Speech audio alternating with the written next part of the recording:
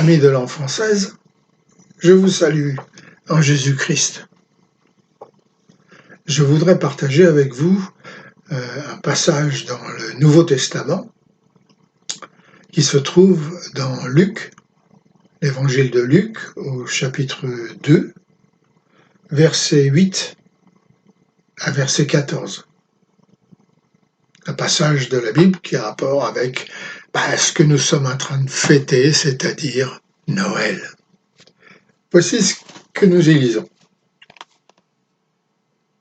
Il y avait dans cette même contrée des bergers qui passaient dans les champs les veilles de la nuit pour garder leurs troupeaux. Et voici un ange du Seigneur leur apparut, et la gloire du Seigneur resplendit autour d'eux. Ils furent saisis d'une grande frayeur, mais l'ange leur dit : « Ne craignez pas, car je vous annonce une bonne nouvelle qui sera pour tout le peuple sujet d'une grande joie. C'est aujourd'hui, dans la ville de David, qu'il vous est né un sauveur, qui est le Christ, le Seigneur. Voici à quel signe vous le reconnaîtrez. Vous trouverez un enfant mailloté et couché dans une crèche. » Et soudain, il se joignit à l'ange une multitude de l'armée céleste louant Dieu et disant : « Gloire à Dieu dans les lieux très hauts et paix sur la terre parmi les hommes qu'il agrée. » Quelle histoire merveilleuse. Vous allez sûrement penser que je ne suis qu'un lâche si je vous dis qu'au moindre petit bruit, cela me fait sursauter. Mais aujourd'hui, je fais appel à ceux que l'on qualifierait de peureux, appel à ceux qui sont pétrifiés par un simple sifflement, appel à ceux qui se sentent poussés dans des ailes devant le plus petit bruissement, appel à ceux dont les genoux se mettent à jouer des maracas au moindre craquement, appel à ceux dont les dents commencent à grincer au moindre bourdonnement, appel à ceux dont l'estomac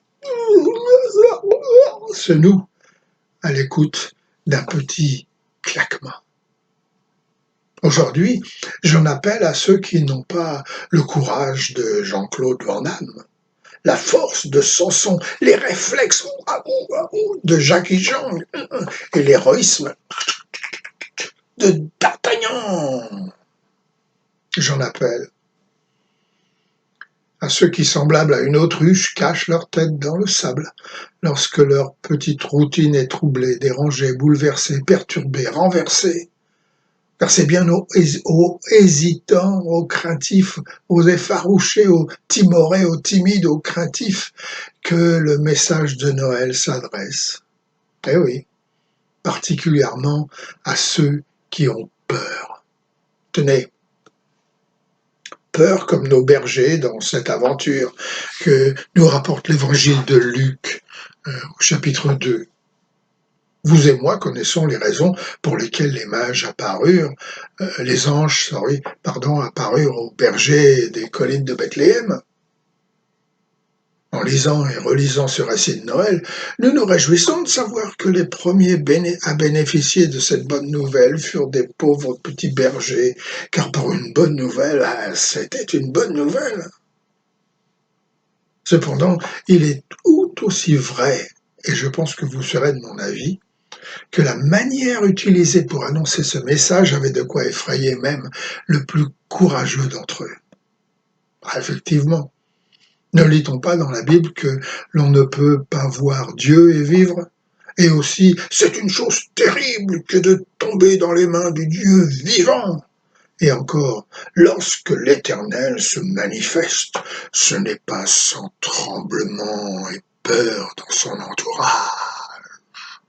En ce temps-là, les exemples que l'on avait étaient ceux de Moïse, qui était dans la crainte de voir un buisson ardent brûler sans se consumer, du peuple d'Israël terrifié rien qu'à la voix de l'Éternel, du roi David qui tremblait devant l'arche du Tout-Puissant, du prophète Ésaïe qui s'écria « Ah, malheur à moi, car j'ai vu l'Éternel !» On peut aussi lire dans les apocryphes « Tout le peuple était effrayé et saisi d'une grande crainte lorsque la voix de l'Éternel se faisait entendre. » Alors vous savez, Lorsqu'une légion d'anges vient vous faire la sérénade à la belle étoile au beau milieu de la nuit sans crier garde dans un endroit aussi désertique que peut l'être cette plaine de Bethléem, bah, il y a de quoi s'affoler, non? Dans la loi que Dieu donna à Moïse, le peuple d'Israël n'avait pas le droit d'approcher le mont Sinaï et ne devait pas toucher sous peine de mort les flancs de la montagne. Même les animaux devaient être tués si jamais, par mégarde, leurs pieds foulaient le sol de la montagne sacrée. En ce temps-là, la loi de Dieu ne vint pas aux oreilles du peuple d'Israël au travers de mélodies harmonieuses chantées au son de la harpe. Il n'y eut pas de vol gracieux d'anges au visage radieux apportant le message venu des cieux. Mais plutôt, comme le dit la parole de Dieu, c'est au son de trompettes et de tonnerres, au beau milieu d'éclairs violents transperçant une épaisse fumée que couvrait la montagne, que la volonté de Dieu se faisait connaître. L'esprit de l'Ancien Testament était la crainte et de grands tremblements. Alors que voulez-vous? Puisqu'en ce temps-là, les Israélites n'avaient pas appris dans leur prière à dire « Notre Père qui est aux cieux ». Puisque l'apôtre Jean n'avait pas encore écrit sa première épître dans laquelle on peut lire « Dieu est amour, l'amour parfait bannit la crainte ». Puisqu'à la naissance du Christ, les Israélites n'avaient pas reçu l'esprit d'adoption et n'étaient pas capables de dire à Dieu « Abba », « Père » ou « Papa ». Alors comprenez-les, ces pauvres bougres.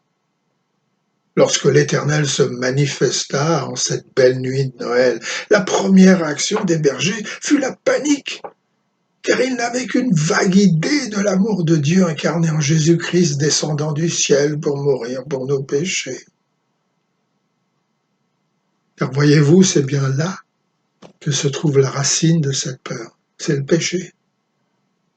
Lorsqu'Adam était au paradis et avant qu'il ne désobéisse à Dieu en prenant le fruit défendu, il n'avait pas peur d'être en présence de son Créateur. Au contraire, ne se promenait-il pas avec Ève dans le jardin d'Éden?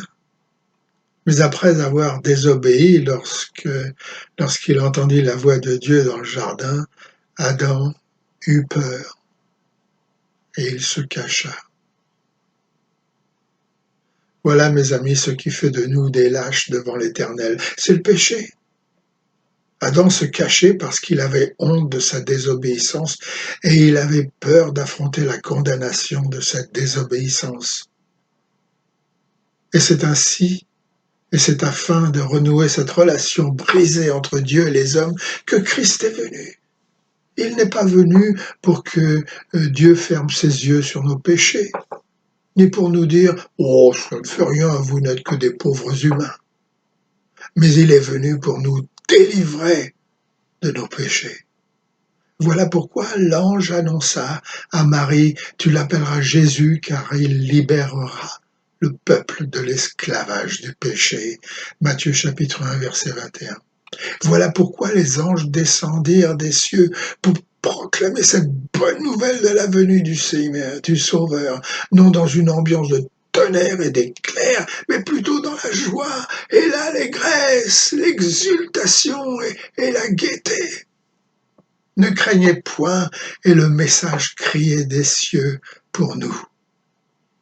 Car Dieu est venu parmi les hommes mourir sur une croix, non seulement pour que nos péchés soient pardonnés, mais aussi afin que, mourant pour nous, Christ nous libère des racines du péché en nous, pour que nous ne soyons plus esclaves, mais des hommes libres. Voilà, mes amis, le message de Noël. Voilà la promesse de Dieu en ce beau jour. Quiconque se livre au péché est esclave du péché. Si Christ vous a franchi, vous serez réellement libre. Cette promesse, mes amis, est-elle vôtre? Êtes-vous libre ou esclave du péché?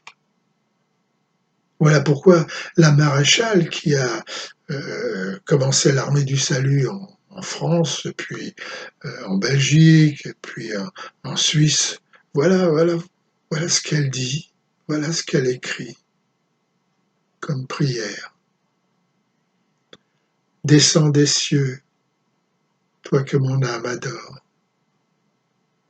Quitte ton trône, viens dans mon pauvre cœur.